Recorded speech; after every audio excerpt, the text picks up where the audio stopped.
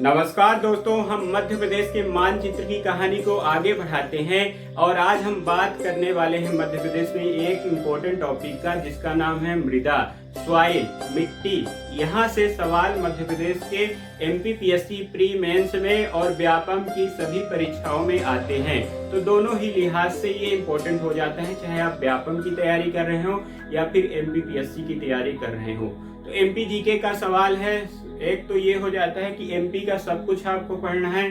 दूसरी बात ये हो जाती है कि हम उसको टॉपिक बना बना के पढ़ें। तो आपके भाई ने क्या शानदार टॉपिक अपनाया है, क्या शानदार सीरीज चल रही है मध्य प्रदेश की मैप की जो हम सीरीज पढ़ा रहे हैं, उसको यदि आप एक बार देख लेते हैं तो सारे वनडे एग्जाम का फंडा आपका क्लियर हो जाएगा। क्योंकि जितने वनडे एग्जाम के मेन क्वेश्चन होते हैं जो रिपीटेड आते हैं, सबको आपका भाई मैप में रखता जाता है बारी बारी से। हमने भौगोलिक विभाजन किया है, हमने वर्षा पढ़ी है, हमने मृदा पढ़ने वाले हैं और सारे टॉपिक धीरे धीरे आपके पास आते जाएंगे। ठीक है, तो मैप के सहारे यदि पढ़ेंगे तो टॉपिक आसान होता जाता है। तो आइए हम मिट्टी को पढ़ते हैं। तो स्वागत है आप सबका, मैं हूं शिवेन पांडे, आपका दोस्त, आपका भाई। स्वागत करता हूं आप सबका नमस्ते गुरुजी क्लासेस में, है ना। नमस्ते गुरुजी क्लासेस रीवा नाम का एक यूट्यूब चैनल है, जिसको आप सब्सक्राइब कर सकते हैं यदि पसंद आता हो,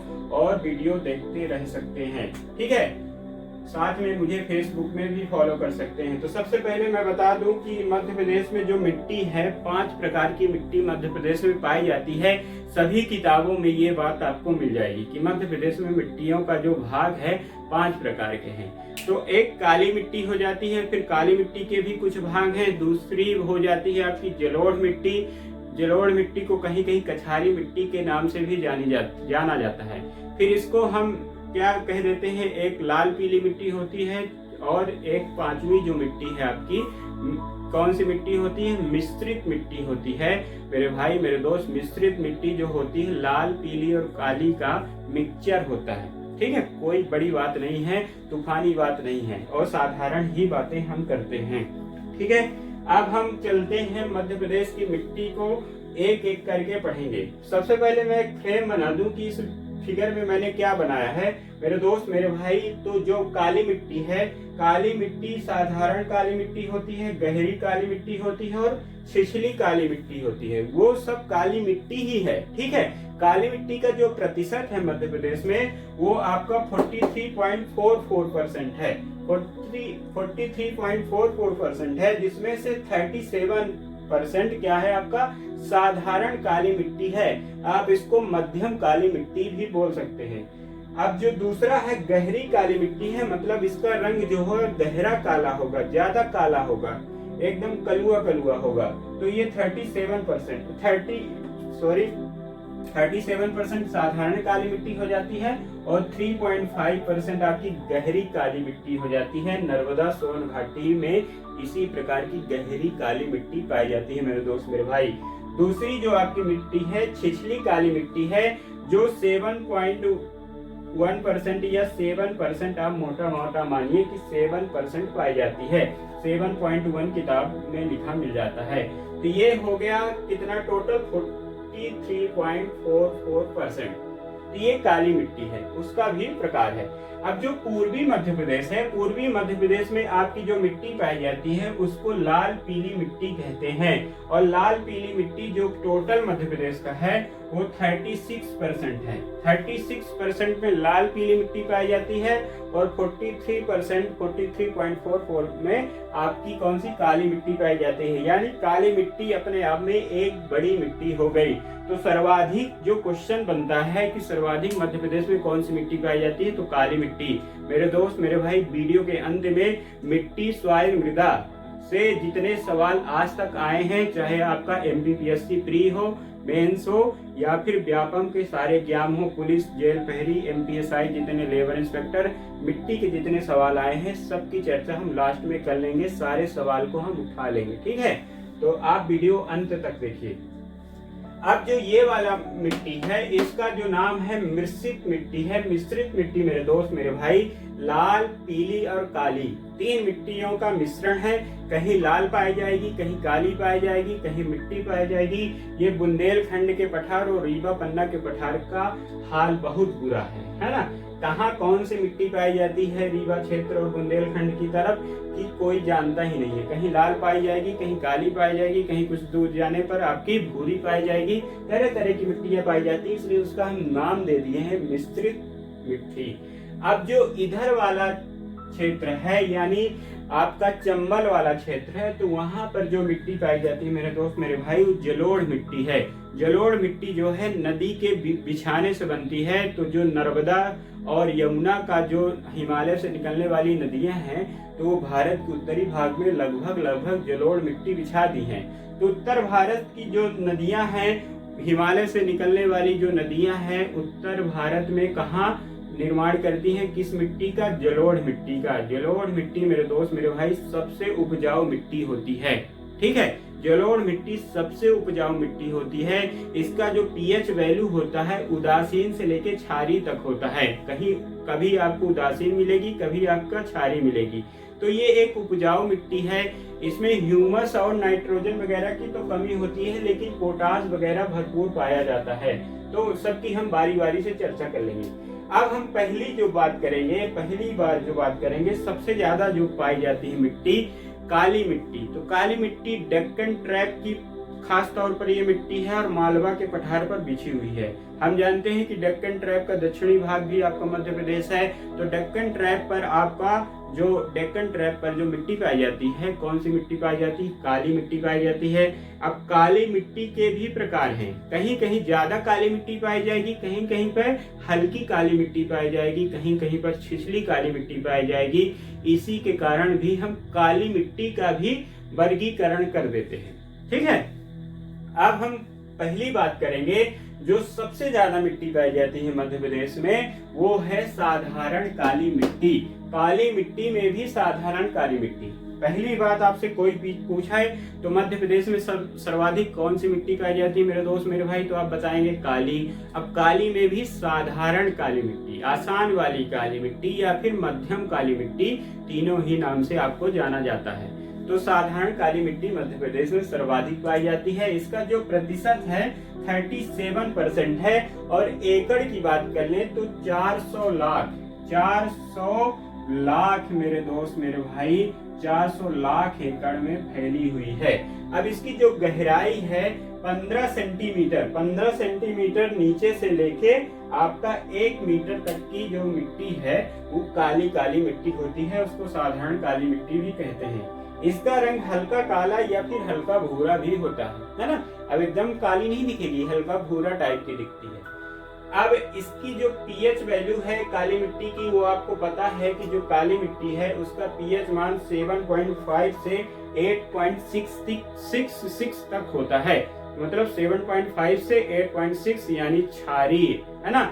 7 से ज्यादा अगर पीएच वैल्यू है तो हम कह देते हैं क्षारीय। तो काली मिट्टी एक क्षारीय मिट्टी है। अब काली मिट्टी की एक खासियत होती है कि जब पानी पाती है तो चिपचिपी हो जाती है। आप कभी काली मिट्टी इकट्ठा करिए एक टोकरी में, उसमें पानी डालिए तो वो चिपचिपी हो जाएगी। अब जब चिपचिपी हो जाएगी उसके बाद जब वो मिट्टी धूप लगेगी और सूख जाएगी मेरे दोस्त मेरे भाई, तो मिट्टी क्या होगी? दरार फोड़ देगी यानी फट जाएगी। तो इस कारण से इस मिट्टी को जुती हुई मिट्टी भी कहते हैं। मतलब अपने आप इसकी जुताई हो जाती है, अर्थात किसानों के लिए ये थोड़ा सा सहज हो जाती है। कहीं कहीं पर आप देखिए जो गांव वगैरह से आते हैं कि बांधों में जब पानी भरता है तो जब बांध का पानी सूखता है या फिर खेतों का पानी सूखता है तो उसके नीचे मिट्टी में दरार पड़ जाते हैं। काली मिट्टी ही होती है मेरे दोस्त मेरे भाई, है ना। सूखने के बाद मिट्टी में दरार आ जाता है, जो काली मिट्टी की सबसे बड़ी खासियत है। और गीली होने पर चिपचिपी हो जाती है।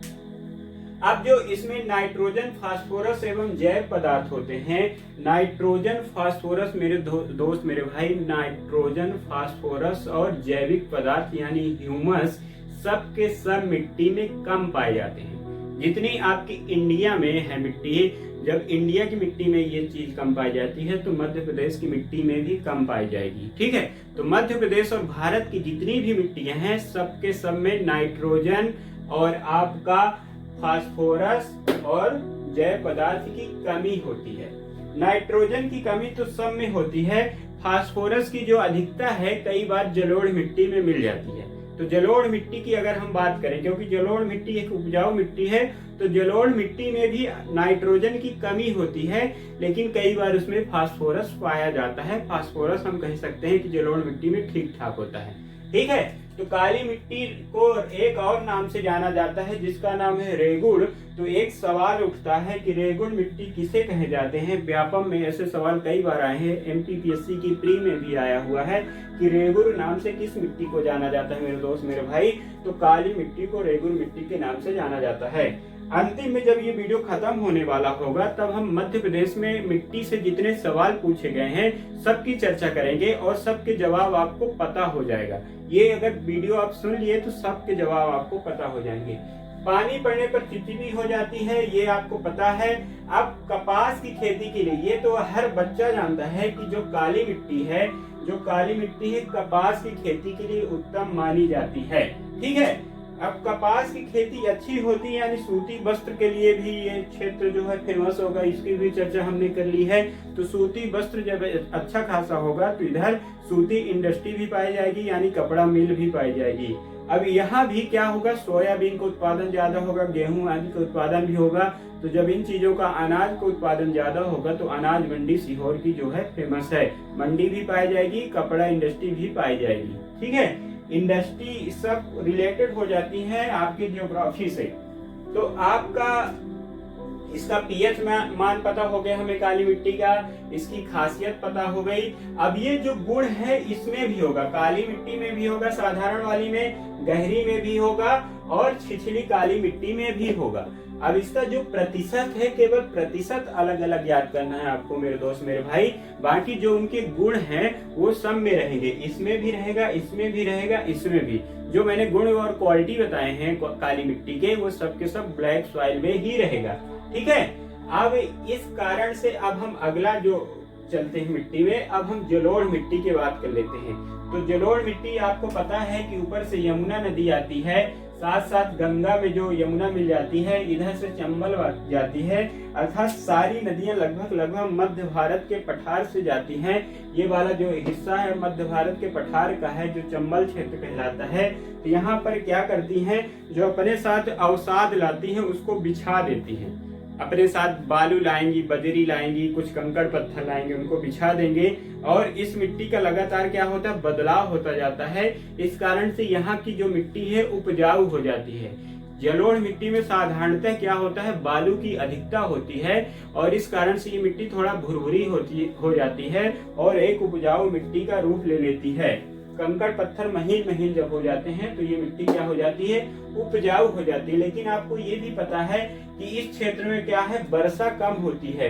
अब वर्षा कम होती है लेकिन मिट्टी उपजाऊ है, तो सिंचाई के कारण इस क्षेत्र में क्या है, आज की डेट में अच्छी खासी खेती होती है क्योंकि मिट्टी उपजाऊ है।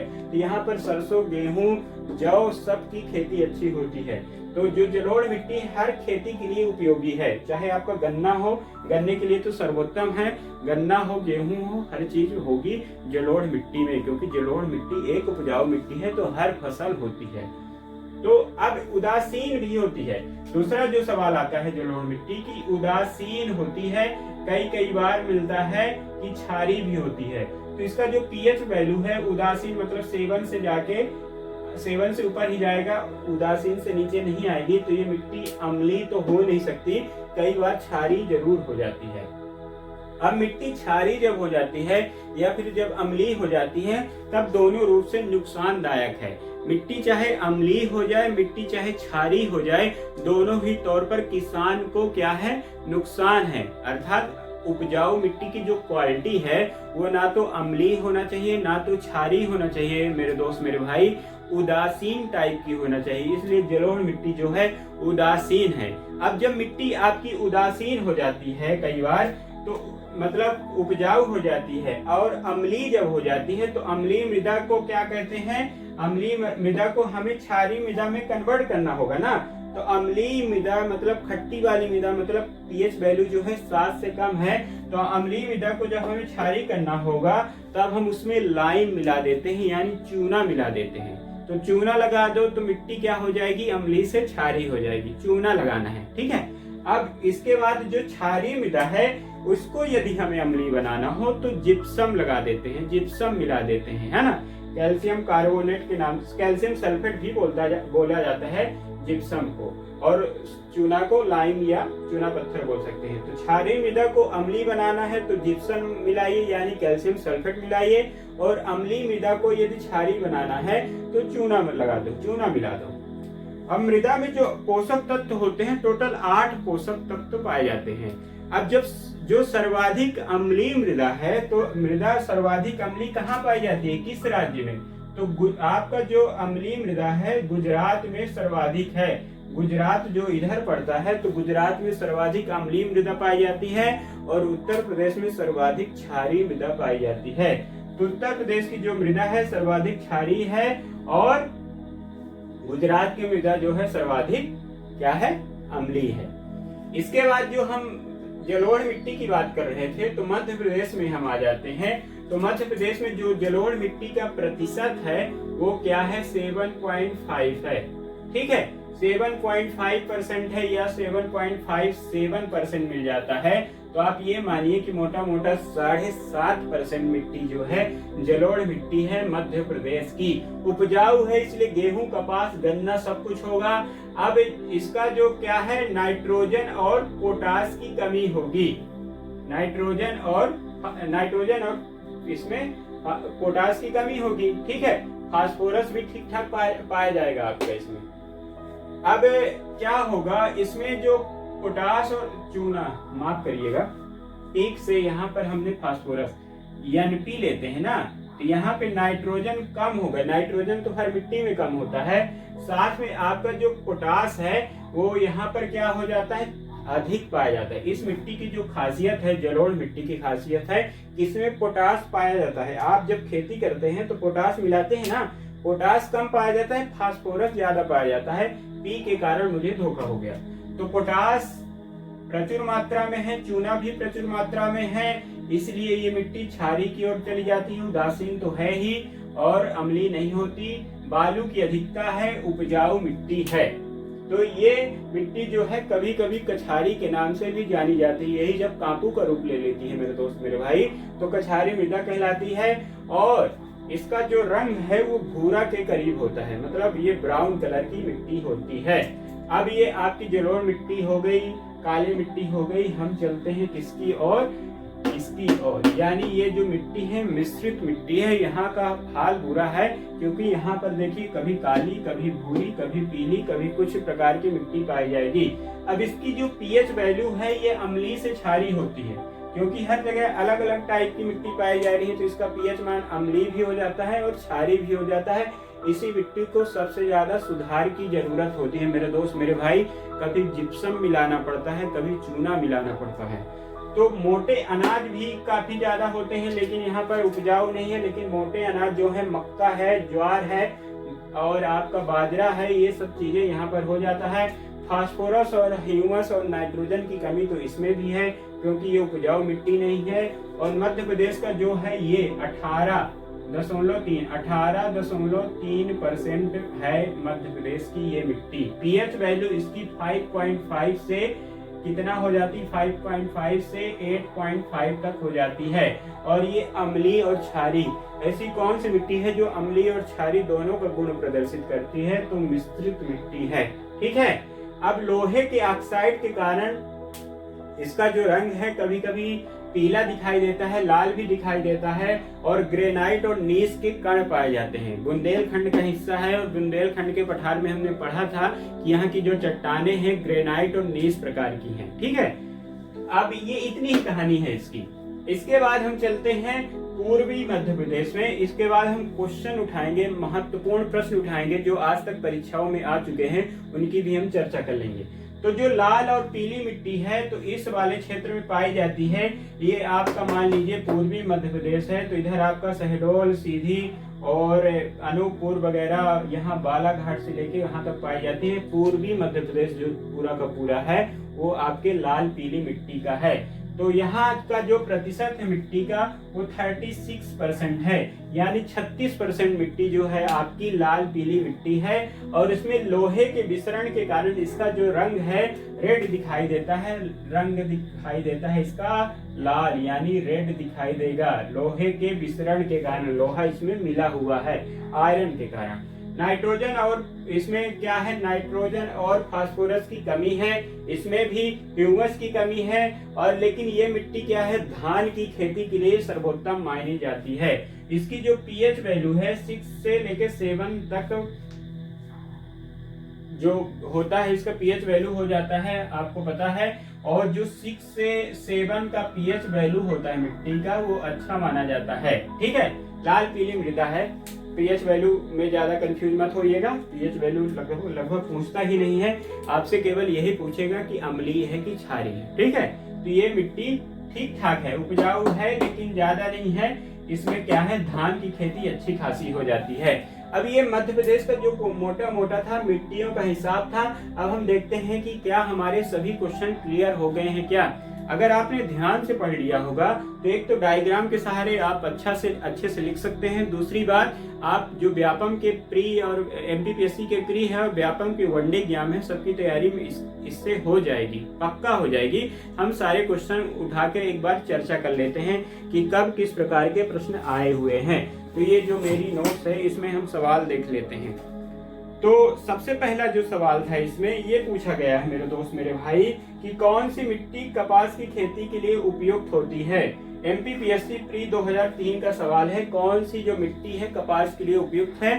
तो आपको पता है कि जो आपकी काली मिट्टी है, जिसको रेगुल मिट्टी के नाम से भी जाना जाता है, वो कपास की खेती के लिए अच्छी मिट्टी मानी जाती है। दूसरा जो मिट्टी से ही सवाल है, हाँ एक बात मैं और बता दूं कि मृदा अपरदन से सर्वाधिक प्रभावित जो जिले हैं वो चंबल के हैं, और मुरैना जो है सबसे प्रभावित जिला है मृदा अपरदन का। ठीक है, मृदा अपरदन सर्वाधिक है क्योंकि यहाँ बीहड़ वगैरह भी पाए जाते हैं। चंबल के कारण यहाँ खूब कटाव हुआ है और खूब सारे खड्डे बने हुए हैं। तो इस वाले क्षेत्र का जो जलोढ़ मिट्टी का भाग है, तो मृदा अपरदन से सर्वाधिक प्रभावित जो जिले हैं, पूरा का पूरा मध्य भारत के पठार वाला है, यानी पूरा का पूरा चंबल जो है मृदा अपरदन से प्रभावित है। खास तौर पर मुरैना तो सबसे ज्यादा प्रभावित है। ये सवाल भी आ चुका है। अब जो मृदा अपरदन है उसको क्या कहा जाता है। मृदा अपरदन के कारण आपको पता है कि मिट्टी जब छट जाएगी तो खेती नहीं होगी। इसलिए मृदा अपरदन को कृषकों की रेंगती हुई मतलब पैदल चलती हुई मृत्यु कहा गया है, डेथ कहा गया है, वॉकिंग डेथ कहा गया है। तो जो एक सवाल था कि मध्य प्रदेश में निम्नलिखित में से कौन सा सबसे ज्यादा मृदा अपरदन से प्रभावित है। जबलपुर, मुरैना, भोपाल, खंडवा, एमपीपीएससी 2008 का और पीबी मतलब व्यापम के 2014 के ये सवाल हैं। तो इसका उत्तर आपके पास है मुरैना। दूसरा सवाल है आपका कि मध्य प्रदेश में सर्वाधिक कौन सी मिट्टी पाई जाती है। तो आपको पता है काली मिट्टी, इसका जवाब दे देना है। दक्षिणी बुंदेलखंड में साधारणतः निम्नलिखित में से किस प्रकार की मिट्टी पाई जाती है। तो क्या है, आपको दक्षिण बुंदेलखंड का बताना है। तो दक्षिण बुंदेलखंड मतलब ये वाला हो जाएगा। तो बुंदेलखंड के दक्षिण में आपकी काली मिट्टी पाई जाएगी। ठीक है, अब मध्य प्रदेश के किस भाग में क्या होती है आपकी लाल पीली मिट्टी पाई जाती है। तो पूर्वी भाग में ये भी सवाल आ चुका है। आपकी बालू की अधिकता किस मिट्टी में होती है। तो जलोढ़ मिट्टी में होती है। सर्वाधिक अपरदन प्रभावित जिला कौन सा है, मुरैना है, ये पता है। जलोढ़ मिट्टी में किस तत्व की अधिकता होती है। तो जलोढ़ मिट्टी में पोटास की सर्वाधिकता होती है। ये बात आपको याद रखनी होगी कि जलोढ़ मिट्टी में सर्वाधिक पोटास पाया जाता है। इसके बाद काली मिट्टी का निर्माण किस चट्टान से हुआ है। तो ये सवाल आया है। तो बेसाल्ट चट्टान से काली मिट्टी का निर्माण हुआ है। इसका उत्तर आप बता सकते हैं। मध्य प्रदेश में आपको बताना है कि ग्वालियर, भिंड, मुरैना जिलों में कौन सी मिट्टी पाई जाती है। मध्य प्रदेश की ग्वालियर, भिंड, मुरैना यानी चंबल वाले क्षेत्र में किस प्रकार की मिट्टी पाई जाती है मेरे दोस्त मेरे भाई। तो जलोढ़ प्रकार की मिट्टी पाई जाती है। अब मध्य प्रदेश में मिश्रित मिट्टी किस क्षेत्र में पाई जाती है? मालवा क्षेत्र में, बुंदेल क्षेत्र में, बघेलखंड क्षेत्र में, सतपुड़ा क्षेत्र में। तो आपको पता है बुंदेलखंड वाले क्षेत्र में। तो मेरे दोस्त मेरे भाई, ये मध्य प्रदेश की मृदा सॉइल मिट्टी से संबंधित प्रश्न थे जो बार बार परीक्षा में आते हैं और सवाल इसमें बहुत कम हैं लेकिन बहुत ज्यादा परीक्षा में पूछा जाता है। इसलिए छोटा टॉपिक है, जल्दी से तैयार कर लीजिए, मैप के सहारे तैयार कर लीजिए। आशा करता हूँ मेरी जानकारी आपको पसंद आई होगी। पसंद आती है तो लाइक करिए, शेयर करिए, सब्सक्राइब करिए और अपना ख्याल रखिए। अपने दोस्त का मोरल बढ़ाइए, अपना भी बढ़ाइए और पढ़ाई करते रहिए, जम के पढ़िए। Thank you so much.